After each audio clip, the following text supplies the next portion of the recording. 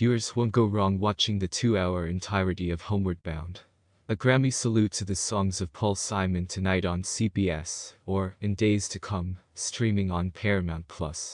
But if you have only about a 10-minute stretch to spare for televised non-holiday music in the days leading up to Christmas, maybe make it the closing act of this special, especially the generational handoff number that has one master, Rhiannon Giddens, movingly joining another. As Giddens and Simon perform American Tune, you may feel like you've gone off to find America, and actually kinda succeeded in that search, over the course of just one number. Everything else about the telecast, which was filmed before a live audience at Hollywood's Pantages back in April, see Variety's next day coverage here, feels immaculately chosen by producer Ken Ehrlich, if hardly marked by left-field surprises. There are no sops to the youth vote, except for the inclusion of the Jonas Brothers, reviving 50 Ways to Leave Your Lover, which, with all due respect to their respect for one of the greats, probably clocks in as the least essential performance here. But it's fine that they didn't bring in, like, Gayle for the occasion.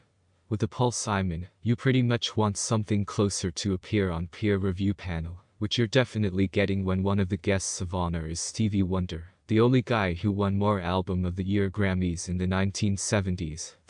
than the pair of album trophies Simon picked up during that same decade. None of the other guests quite count as actual 60s-era contemporaries the way Wonder does, but with other frequent awardees like Bonnie Raitt also on board, it feels like old home week when it comes to this salute almost secondarily serving as a tribute to the Grammys themselves. It may or may not seem surprising that some of the best stretches of the show come from Simon's 1987 Album of the Year winner, Graceland. It's shocking only if you didn't believe that Rickey Minor would be able to assemble a band capable of playing that stuff to its maximum African continent potential.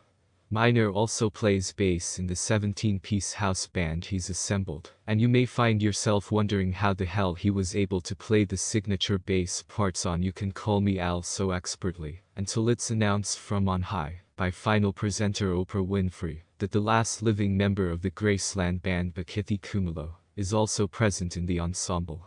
Besides Simon's own version of Graceland's title track near the end, the record that might be the landmark album of the 80s is represented by Take 6, channeling Ladysmith Black Mambazo on the a cappella Homeless, and Angélique Kidjo, and fellow South African native Dave Matthews, bringing figurative swagger and literal strutting, to Under African Skies and Al.